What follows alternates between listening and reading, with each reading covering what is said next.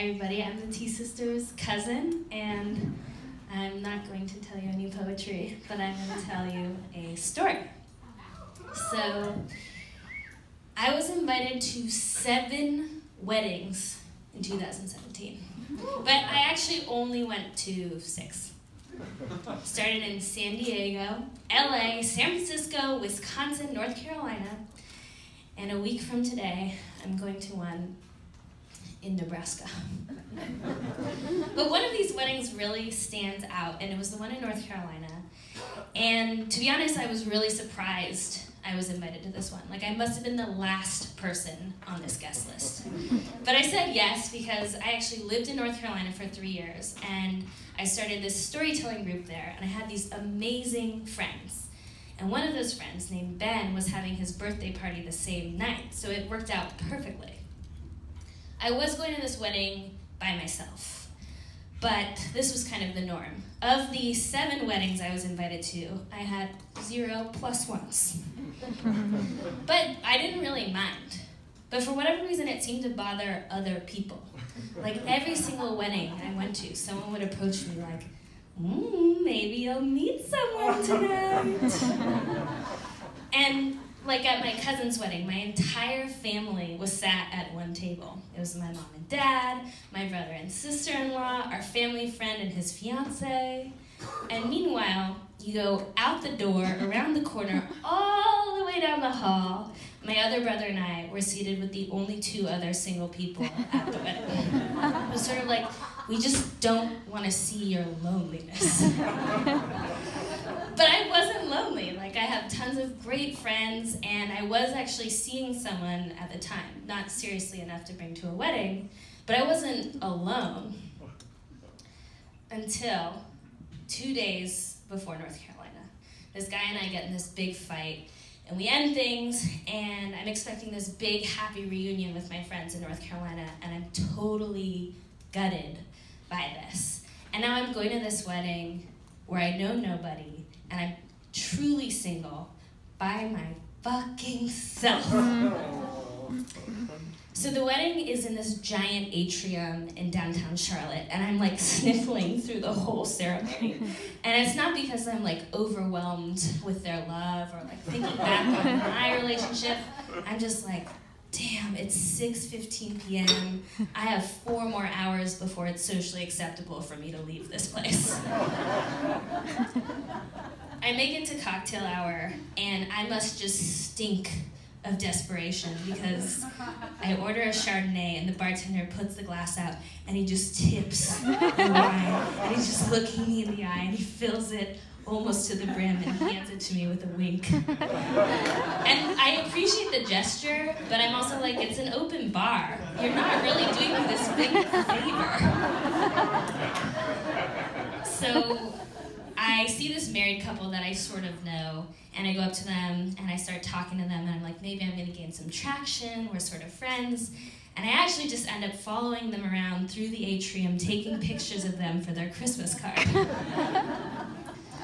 At dinner, I'm seated with the bride's friends who all live together in Israel, and they're super, super close. They've had this amazing experience together. And I guess they were just like, yeah, Nora's Jewish, she'll kind of get their thing. And the seat next to me was empty. It was just a no-show. And so I'm trying to talk to these people like, so, which part of Manhattan are you in? And the speeches start, and the maid of honor gets up, and all these heads whip around because there's this guy, and he's running through the atrium, and he's wearing khakis and this like untucked button-down shirt, and he just like slides right into the chair next to me. And then a minute later, he gets back up, leaves, comes back in this crumpled ass suit, and sits down next to me. And I'm pumped because I'm like, this guy is my lifeline. This is the only person at this wedding that is a bigger loser than me. But it turned out he actually did have a ton of friends at the wedding. He went to college with the groom. So he went to go meet up with his friends, and the rest of my table got up to go dance. And it's this moment of truth, like, am I more lame if I'm by myself at this table, or if I go to the dance floor and end up with no one to dance with.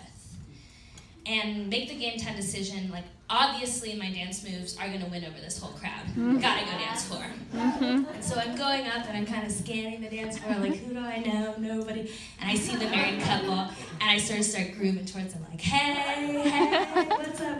And they just sort of like, just like body language away from me. So I go back to my table, and I was just overwhelmed with this feeling of self-consciousness. And it was like that discomfort that everybody else had always felt about me being alone had internalized in my stomach. And I was just so tired. And I still had 2 hours left in this wedding. Naturally, I found my bartender friend again, and I returned with my goblet of wine. And No-Show was sitting there with his friend. And we start talking, and we're drinking, and we're joking, and they're laughing at my jokes, and then we're on the dance floor, and I've been to so many weddings, I can hear the first bar of a song, and I'm like, Uptown Funk, shout, I wanna dance with somebody, and we're dancing, and before I know it, we're blowing bubbles, and the couple is going off into their marital bliss, and I'm in an Uber with No-Show on the way to my best friend's birthday party. And I sort of wake up, like, out of this world that I've just survived. And I realize, you know, I'm going to see all of my closest friends, and I'm with this, like, random guy from this wedding, and I sort of feel like I need to prime him for what he's getting himself into. So I'm like, so started the storytelling thing, sort of quirky theater people types. I just, like, I need to warn you, it's kind of gonna be a big deal that I'm at the party. And he's like, what does that mean? And I was like, you know what, you'll see. And so we get to this street, it's sort of like a suburban-esque street, and all the houses are dark. And then you get to one house, and it's brightly lit. There's people, like, spilling out of it. It's practically shaking. It's so loud. And I'm just like, yep, that's the one. So we get out of the Uber, and there's 8 people in front of it, and they see me, and they lose it. They're like, oh my God, Nora, oh my God, it's you, oh my God. And then we go into the kitchen, oh my God, Nora, oh my God, I can't believe it's you, you're here. And then we go to the living room, oh my God, and just over and over and over again. And this guy, we finally, you know, things finally calms down, and he just looks at me and he says, so are you famous? And this party is just pure joy. Like, we're on the dance floor, and he's meeting all my friends, and suddenly, like, a 6-person wheelbarrow race just, like, comes through, and it's just this state of euphoria. But at some point, the euphoria pivots, and it's suddenly like, holy shit, everyone else is way too drunk right now. And so No-Show and I are sitting outside, and it's one of those, like, warm, heavy southern nights. And we're kind of having this moment together outside, and my friend Charity stumbles out of the house and just, like, plops into this lawn chair next to us, and she says, I've been getting water for people all night. Now I need water. So I'm like, don't worry, like, I got you. I can get you your water. So I go inside, and I get this glass of water, and when I come back outside, it's really weird. Charity and No-Show seem to be fighting. They're, like, in some sort of altercation about something, and I get a little bit closer, and I hear her saying sort of, who are you, and why are you wearing a tie, and that's my friend Nora, and I finally get there, and I give her the glass of water, and she says, I need you to know something about my friend Nora. She's intelligent. And then she pauses as though, like, he needs to say something, and he's known me for, like, 2 hours. He's like, yeah, she's gorgeous. Yes, she is. And she just keeps going until finally she looks down at her water, and she looks at No-Show, and she looks back down at the water, and she says, you know what? I don't know if you're worth it. and just water is just, like, running down his face onto his crumpled ass suit, and we are all in this state of total shock. And this, my friends, is the American dream. I started out as the dregs of society at this wedding. I actually made it work, and now my friend was here to defend my honor. She was totally misguided, but that is acceptance and love.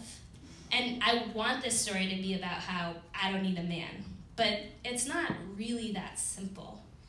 We all want that romantic companionship, and a lot of us feel like something's missing when we don't have it. But love is not a finite thing, and maybe the love we have with friends and family and neighbors and creative partners and pets and strangers and everyone is so big that even if we have that void, we can still feel whole. And so if you do find that person that you want to spend the rest of your life with, and you want to share that love with the people around you, I'm sorry, I'm busy that weekend. Thank you.